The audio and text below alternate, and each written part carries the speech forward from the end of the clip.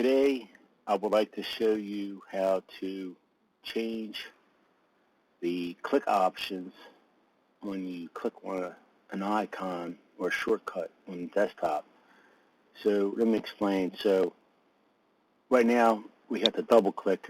Oh, that was one click, and then if I double click it, I open it. Okay, I'll close that out again. There's an option to, when I hover the mouse over there, it will change into a hand, which means I only have to single click. So if you want to use a single click on the desktop for shortcuts, this is how you do it. So come down here on your taskbar, you'll see File Explorer. Just single click that. I'm going to expand that so we can see more. Go to View up here on the top, and then all the way to the right you'll see Options. Just click on the little icon above Options right there.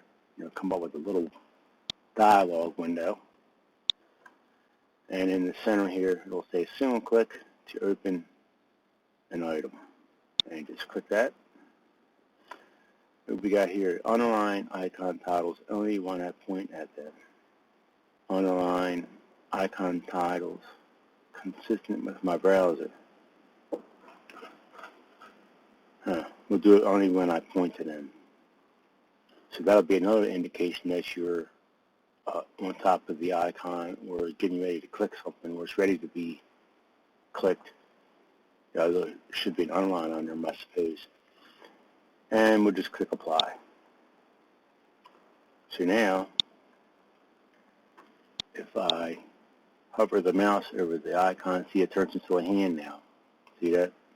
Now I only have to single click, one click, and it opens it up. And I'll close that with that X in the top corner.